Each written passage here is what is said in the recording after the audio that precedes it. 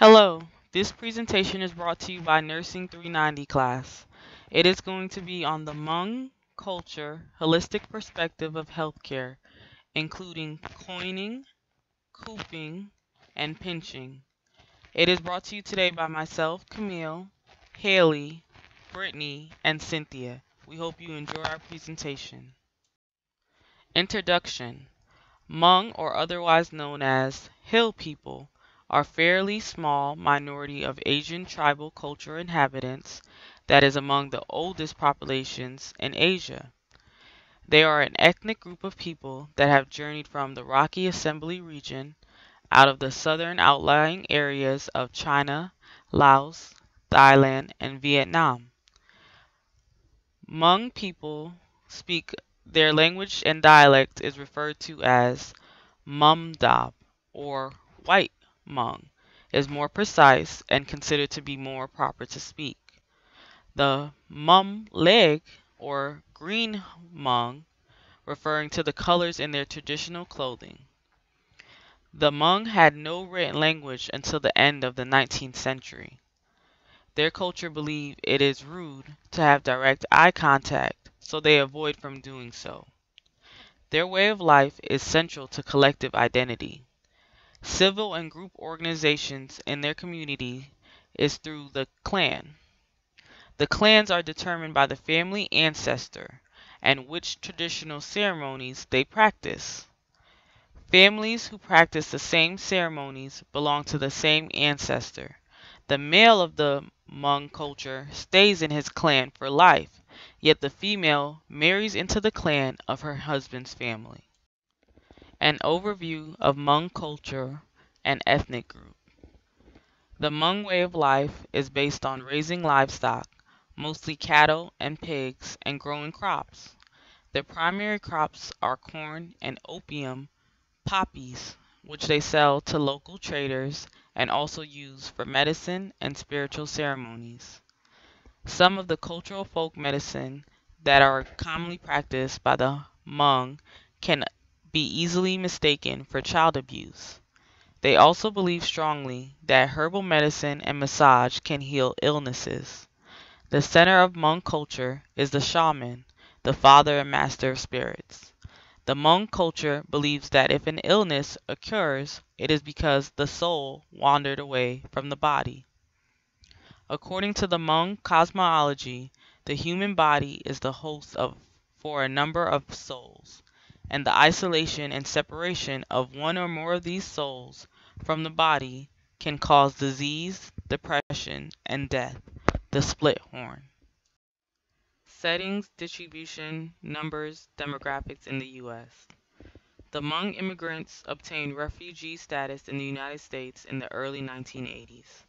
Due to the Vietnam War and their war exertions on behalf of the Americans in Laos, the Hmong had to escape retribution when the Communists gained power in Laos, as well as to escape the Communist government. The Hmong population. The United States has the fourth largest population of Hmong. China has an estimated of 6 million. Vietnam 787,000. Laos 315,000. United States is somewhere between 200,000 and 250,000. In 2010, the largest Hmong population continued to reside in California, having 91,224, Minnesota, having 66,181, Wisconsin, having 49,240, and then also in the top 5 state populations where Hmong reside, North Carolina was one of those, and they had 10,864. Michigan was also included in that and had 5,924. If you refer to the map image on this slide, you will see there is a square shaded area indicating the most heavily populated areas of people belonging to the Hmong culture. The Hmong culture is believed to have originated in northern Central Asia close to the Yellow River or near what we now call Mongolia. Their history stretches back in time to almost 4,000 years ago. Ancient texts have been discovered, first documenting the culture's origin to approximately 2300 BCE. Unfortunately, due to war and attempts to enslave their people, the Hmong have been forced to migrate several times throughout history. This adversity earned the group a nickname of people in exile. Their first migration occurred after a violent battle with the Han Chinese dynasty.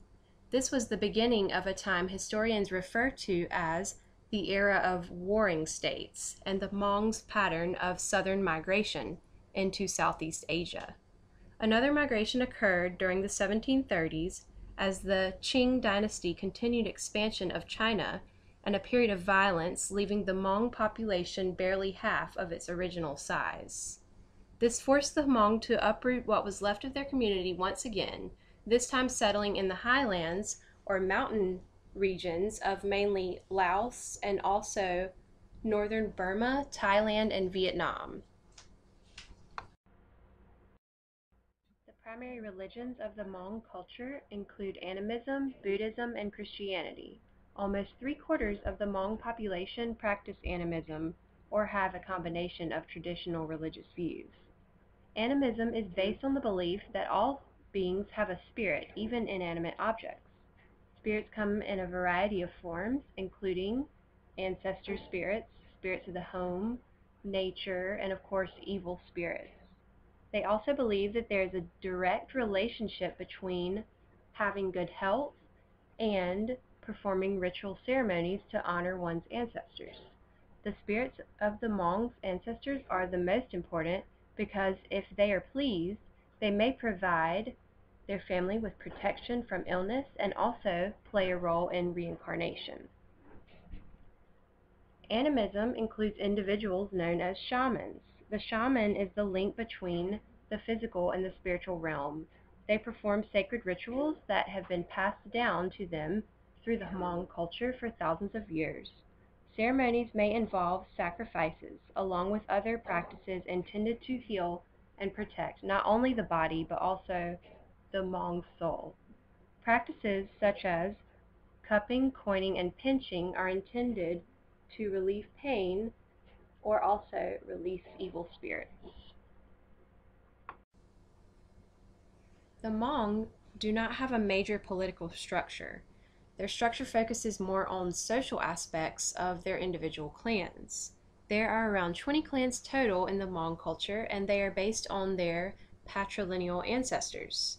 All members of individual clans have the same last name, and as Camille mentioned earlier, they tend to practice similar ceremonies. Men and elders of clans are the primary decision makers, along with the shamans. The Hmong culture sees illness from a holistic perspective, which means they think of the person's whole being of what could be causing the illness. Spiritual and physical aspects are two areas of the person they look at. Spiritual factors can include evil spirits being unhappy, soul loss or disruptions, curses to the family or person themselves, and yin-yang, to name a few. Physical factors include obvious age and health aspects, but also can include how the environment affects the body and soul. Health is achieved by a balance between spirit and body, and without this balance, health cannot be sustained. The Hmong people believe the soul is the body governor. If the soul isn't in good condition, health cannot be sustained or achieved. Health is not sustained by preventative methods. Illness is only treated till health returns.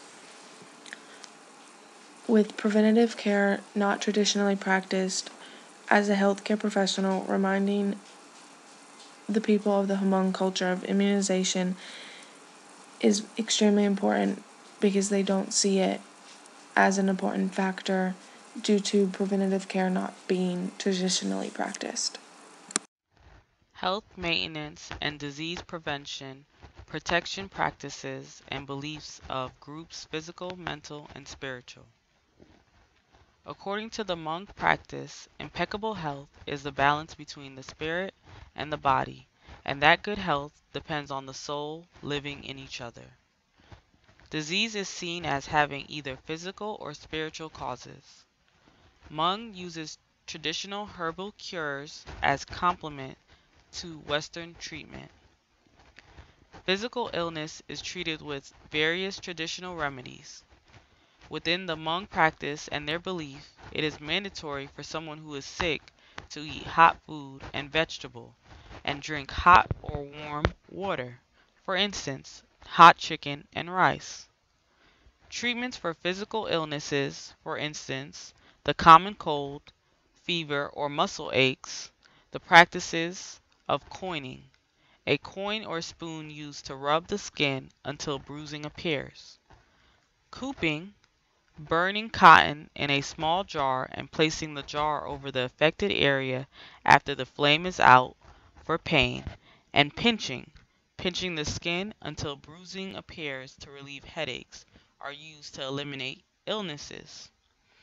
It is also customary for the Hmong mothers to only eat warm food within 30 days of childbirth. Cold water or cold food is forbidden because they believe that this will cause wrinkles or skin rash. Illnesses such as stomach pain is treated with a combination of herbs and massage. A sick child in the Hmong family is often put on a strict diet treatment with small amount of herbal medicine added to the meal.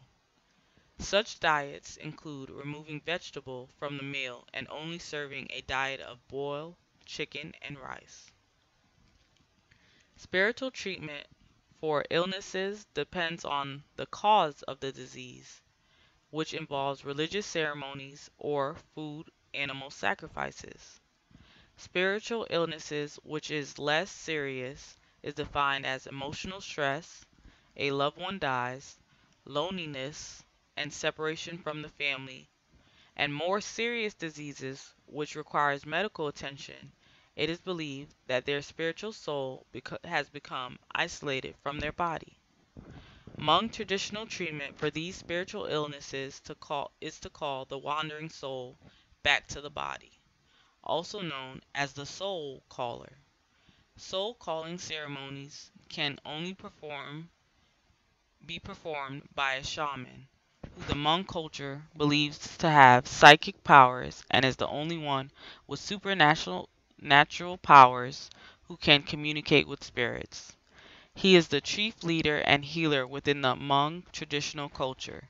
Serious illnesses are treated through a performance of rituals and animal sacrifice, which can only be done by the shaman.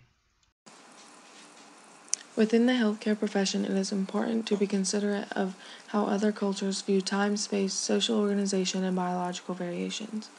The Hmong culture views time as repetitive and slowly advancing, as well as cyclical. The American clock is different, so understanding that they may be unaccustomed to it is important. Since time isn't the same as the American clock, appointments must and need to be written down and carefully explained. As for social organization, the father, elderly, and clan leader have important roles in decision making. Clans are groups of families and are named based on the family name. The clan leader is handpicked by the members of each clan. The mother and women are nurturers and are responsible for the household. They may converse with the healthcare professionals but don't make the decisions. Grandmas are key in illness decision, which I found interesting because the women aren't involved in the decisions until they are considered an elder. Due to the collaboration of multiple people, allow extra time for forms to be completed as the consenting with multiple people may be necessary. As for space, this is important for the people of the Hmong culture. Being around unfamiliar people of the opposite gender is when space really comes to play. They believe the head is the most sacred part of the body, so touching of the head is not allowed, especially by strangers. Keeping space between opposite genders is necessary to this culture. Women of this culture are not allowed to shake hands. Eye contact is also not acceptable as it is considered a sign of disrespect. Biological variations in terms of nutrition is a big area to discuss. There are many types of rice, which is a staple in this culture. they consume on a daily basis. These include new rice, sweet rice, purple rice, sticky rice, rice in field, and harvested rice. The vegetables can be grilled, fried, or broiled, as well as spiced. Common cancers can include stomach, liver, pancreas, leukemia, and non-Hodgkin's lymphoma. Mealtime was an interesting subject as well. Males eat first in traditional homes, while in some modern U.S. a custom home, multiple tables may be set up and separated by age and gender so everyone can eat at the same time. Cultural factors affecting healthcare in Hmong culture, for instance, gender role expectations and relations to environment. Role of the father. In Hmong traditional families, the father is honored as the head of the family and primary decision maker related to healthcare. When communicating with Hmong family, it is regarded as being disrespectful not to speak with the head of the household, which is the father, who makes the essential decisions in the family. The role of the mother. Women's primary functions and responsibilities are to take care of the children and the home. Hmong women can communicate with healthcare providers but cannot make decisions related to healthcare. The role of the elderly. When important decisions need to be made by the Hmong families, they consult with the elders. They are respected most of all by all family members. They stay with the family throughout their life, and when important decisions such as treating an illness in the family needs to be made, it is normally done by the grandmothers. The traditional Hmong elders, particularly the men, to their religious belief, do not want a stranger to touch their heads or those of their children. The role of the clan leader. Clan name is the family name, and each clan has a leader who becomes a very powerful person in the family. The clan leader is the one who decides whether a family member needs to have surgery or whether to resuscitate a patient of their family. They provide legal and meditation assistance such as divorce, illness, or death in the family. They also provide social support, economic and mutual assistance to each other and each member of the clan. At birth, the Hmong family takes his or her father's clan name and remains a member for life, with the exception of Hmong women who get married and take on her husband's clan identity. Role of religious leader. The Hmong religious leader called shaman performs rituals, ceremonies, and sacrifices of animals for the purpose of fulfilling the will of the ancestor by communicating between the physical and spiritual world and curing illnesses. Shamans believe that illness is basically spiritual in nature and view the world being composed of two parts, the visible and the invisible. The visible is considered the material reality that we see around us. The invisible is the realm of spirits, including the souls of living and the spirits of dead. Shamans are known to be very powerful because they can contact the world of the spirits that serve as their followers by intervening with the invisible world on behalf of others.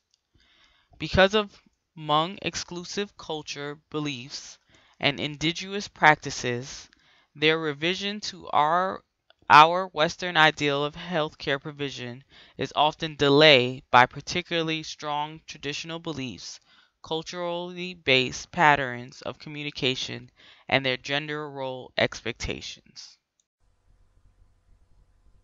Social factors affecting Hmong healthcare include the Vietnam War. This had major implications on the U.S. healthcare system. The Hmong's involvement with the CIA as spies and also as soldiers to fight against the Vietnamese, mainly in the country of Laos, led them to another upheaval. They had to leave the country to avoid being punished. Many took refuge in camps in Thailand, while a larger portion eventually migrated to the United States. The influx of Hmong citizens overwhelmed the U.S. healthcare system. This also brought along new challenges in regards to communication and accommodating their preference towards their cultural healing rituals and remedies. Economics and trade issues that affect healthcare include the Hmong's practice of cultivating opium plants, from which a dangerously addictive drug known as heroin is derived. Many people of all cultures suffer from heroin addiction today and are also likely to die from overdose, which is currently a growing trend in the United States. In the 1970s, the U.S. government convinced the government of Laos to make it illegal to grow and sell opium. Many Hmong farmers relied on producing these crops to support their families and unfortunately chose to continue growing opium illegally.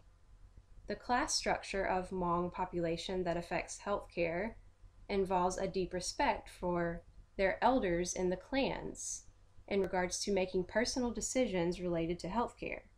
Younger Hmong citizens living in the United States or elsewhere now understand the need for certain childhood immunizations along with preventative care, while the elders of clans see it as a potential way to jeopardize one's afterlife or possibly even lose their soul. Educational issues that affect healthcare also relate to traditional beliefs previously mentioned. Literacy and a limited ability to speak English may cause a strain on communication between Hmong patients and healthcare providers. There are a handful of environmental factors that affect the Hmong culture and health.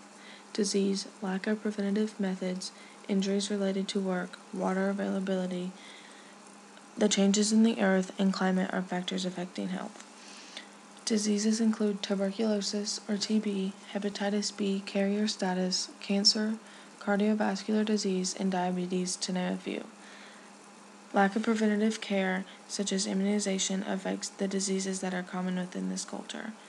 Low immunization rates are common within this culture due to preventative care not being traditionally practiced. Working outside in the hot and dry climate and the constantly wet environment isn't good on the body health-wise, so injuries are bound to happen and do occur. The climate has two drastic different seasons: the dry and hot season from November to February, then the extremely rainy season. The dry season can cause low precipitation, which can lead to low rice and crop yield, which means low food availability for these people. The picture shown on the slide shows the monsoon season on the left and the dry, hot climate on the right. Poor potable water sources affect most of this population. With poor water sources, the people have limited resources to water, which can cause health-related issues as well as dehydration.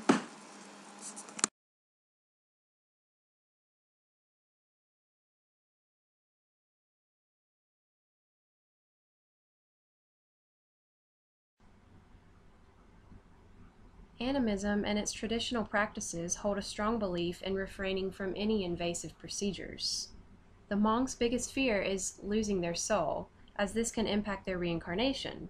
Any surgical procedure opens their body to this possibility.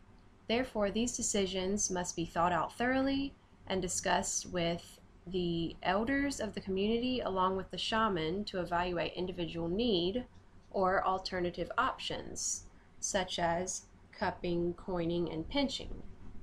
Many Hmong individuals prefer to stick to their traditional practices along with herbal treatments rather than risking losing their soul.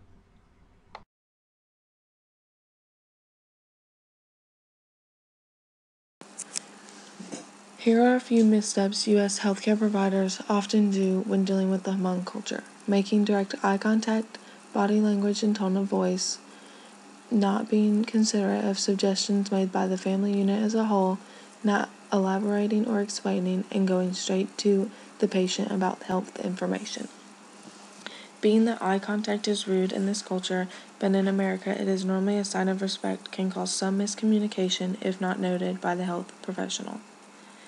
The people of the Hmong culture read into and interpret what is said based off of the body language and the tone of voice of the speaker. So be very mindful of the body language that you are putting off as well as the tone of your voice. Being open to their family builds the trust within the family unit with the healthcare provider as well as the patient themselves.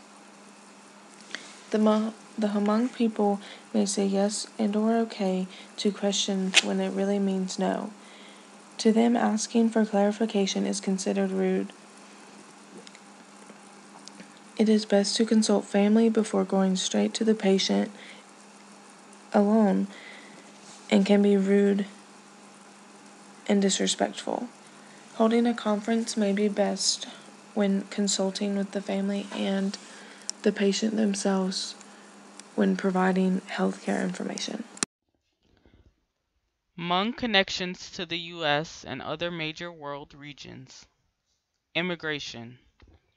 Ways in which non-Western culture is connected to U.S. and other major world regions, such as the United Kingdom and the United Europe, regarding immigration is that immigrants who migrate to these regions are either seeking refuge, better opportunities, or migrate out of fear.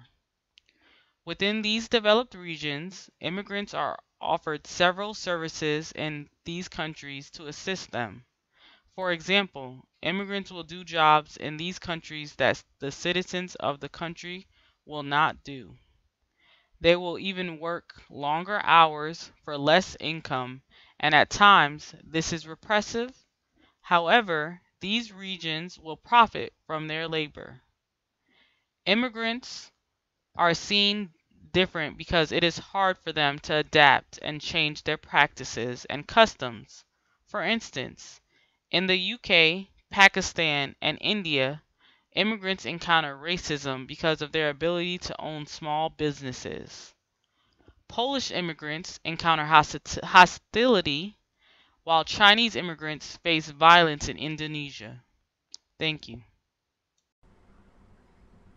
One of the most well-known connections between the Hmong population and the United States is the Hmongs' involvement in the Vietnam War in the 1960s and 70s. This top-secret operation carried out by the CIA and the Hmong, who acted as spies and fought as soldiers for the U.S. against the Vietnamese and the Laotian communists, led the U.S. to a victory. However, the U.S. was not expecting such a victory and failed to properly provide a safe exit for the Hmong soldiers and their families who had helped win the war. Many Hmong tried to escape and cross the Mekong River to seek shelter and protection in Thailand. Unfortunately, when they arrived, conditions were unfavorable in Thailand refugee camps. There were minimal clean water sources, a shortage of food, and unsanitary housing. Despite these conditions, many Hmong people survived in these camps and eventually were able to migrate to the United States and reunite with their family members. The Hmong people are connected to the U.S. and other major world regions by trade. The Hmong people deal with trading opium for cash or rice. Historically, these tradings were carried out with other villages after the opium harvest. Full-scale regional trading doesn't normally occur within the Hmong culture. The U.S. and the Hmong people are connected by trading textiles back and forth on the fair trade. Applique textile designs are very popular in this trading between the U.S. and the Hmong people.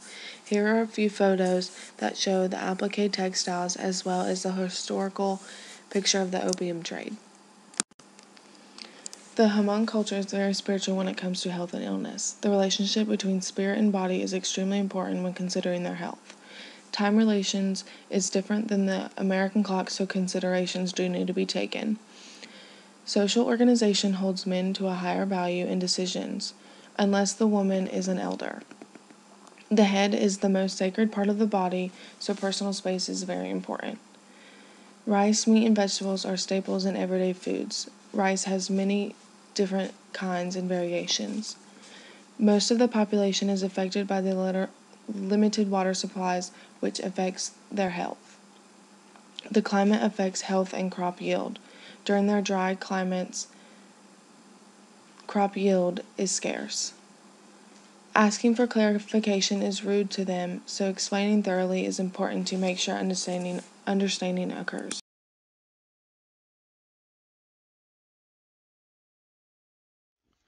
Works cited by Camille Palmer. I selected these references because they have helped me develop my knowledge and understanding of Hmong health issues, their religious practices in medicine, and a way to better communicate with them while giving them exceptional care in the health professional field that I work in. The split horn I specifically chose because it is based on a real life story. It described the life of a Hmong shaman who migrated to the USA with his family and his battle with his children losing touch with their ancient traditions and how his depression caused his soul to stray. All of the above references were either scholarly studies or personal stories and gave very detailed information about the Hmong culture, making these references good sources of information.